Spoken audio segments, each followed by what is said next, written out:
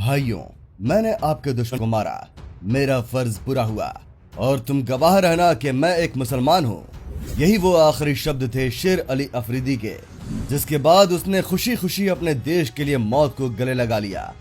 शेर अली अफरीदी वो व्यक्ति थे जिन्होंने भारत के लिए अपनी जान कुर्बान कर दी, और अगर उनके जुर्म की बात करें तो वो था भारत के चौथे वायसरॉय लॉर्ड मायो को मार गिराना। वैसे तो इनकी कहानी इतनी प्रचलित नहीं हुई और इसके पीछे बहुत बड़ा हाथ ब्रिटिश सरकार का भी था, क्योंकि वो नहीं चाहते थे कि इनकी कहानी भारत की आम जनता के सामने आए। लेकिन फिर भी वो इसे पूरे तरीके से दबा नहीं पाए और इतिहास के कुछ गुम हुए पन्नों में आज भी उनका नाम शुमार है।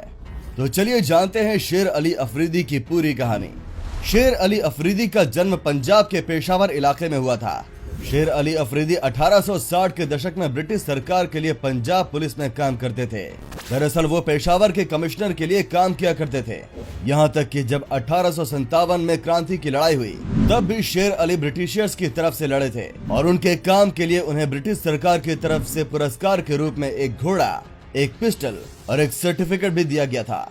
देखते ही देखते वो उन लोगों का एक पसंदीदा सैनिक भी बन गया था।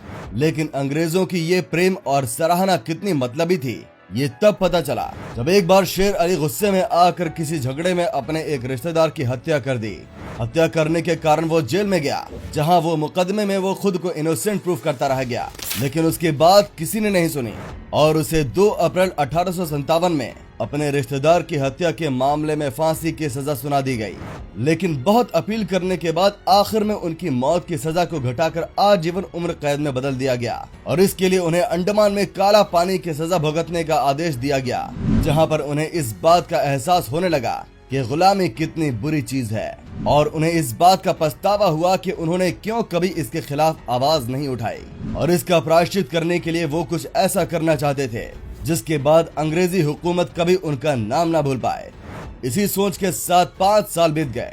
एक दिन उन्हें खबर मिली कि भारत के चौथे वायसरॉय लॉर्ड मायो अंडमान की जेल में आ रहे हैं। बस फिर क्या था, उन्हें मौका मिल चुका था। अब बस उन्हें इस मौके को हासिल करना था। इसके लिए वो अपना प्लान बनाने लगे।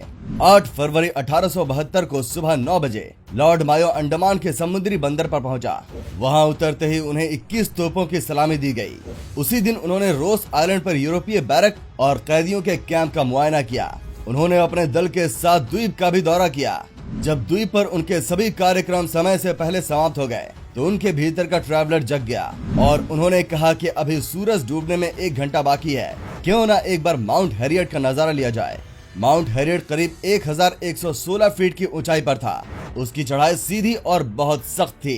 कड़ी धूप में चलते हुए उनके दल के ज्यादातर लोग थक गए थे, लेकिन मायो इतने तरोताजा थे कि उन्होंने एक साथ चल रही घोड़ी पर चढ़ने से ये कहते हुए मना कर दिया कि इसका यूज कोई और कर लें। पहाड़ी की चोटी पर चढ़कर उन्होंने 10 मिनट तक सनसेट का आनंद लिया और अपने आप से कहा कि कितना हसीन है ये सब। जब तक मायो का दल वापस जाने के लिए नीचे उतरने को हुआ तब अंधेरा हो गया था। होप टाउन जेटी पर एक नाव को उनके जहाज तक ले जाने के लिए इंतजार कर रही थी। मशाल लिए हुए कुछ लोग मायो के आगे चल रहे थे। मायो के दाएं तरफ उनके पीएम मेजर रॉबिन बर्न और बाएं तरफ अंडमान के चीफ कमिश्नर डोनाल्ड स्टीवर्ट थे। मायो वहां पर चढ़ने ही वाले थे कि स्टीवर्ट गार्ड्स को समझाने के लिए आगे बढ़ गए। तभी झाड़ियों में छुपे एक लंबे कद के व्यक्ति ने मायो की पीठ पर छुरे से वार कर दिया। मशाल की रोशनी में लोगों ने आदमी का हाथ और छुरा उठाते हुए देखा। उसने मायो के दोनों कंधों के बीच 2 बार छुरे से वार किया। मायो के पीए मेजर बर्न ने देखा कि एक शख्स चीते की तरह मायो के पीठ पर सवार हो गए। 2 सेकंड के अंदर ही हत्यारे को पकड़ लिया गया। किसी तरह मायो वापस उठे और कहा कि मुझे नहीं लगता कि मुझे ज्यादा चोट आई है, और ये कहते कहते ही वो वापस से गिर पड़े।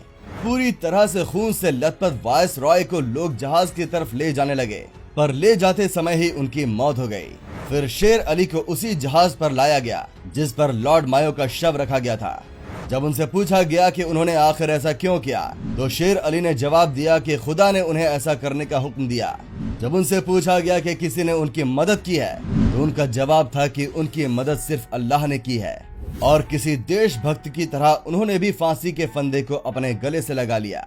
शुरू में अंग्रेजों को लगा कि इसके लिए उनके साथियों ने उन्हें प्रेरणा दिया है, पर बाद में जांच में पता चला कि ऐसा कुछ भी नहीं था और शेर अली अफरीदी ने ये खुद अपने होशो हवास में किया था।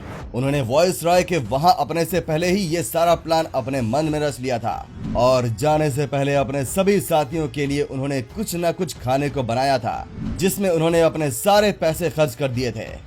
दोस्तों, भले ही अंग्रेजों ने इस कहानी को बाहर नहीं आने दिया, लेकिन इस घटना के बाद शेर अली अफरीदी ने भी अपना नाम भारत के स्वतंत्रता जंग में लिख दिया। आशा करते हैं आपको ये वीडियो पसंद आई होगी। इसे ज्यादा से ज्यादा शेयर कीजिए। वीडियो पसंद आई हो तो इसे लाइक भी कर दीजिएगा। मिलते हैं हमारी अगली वीडियो में, तब तक के लिए धन्यवाद।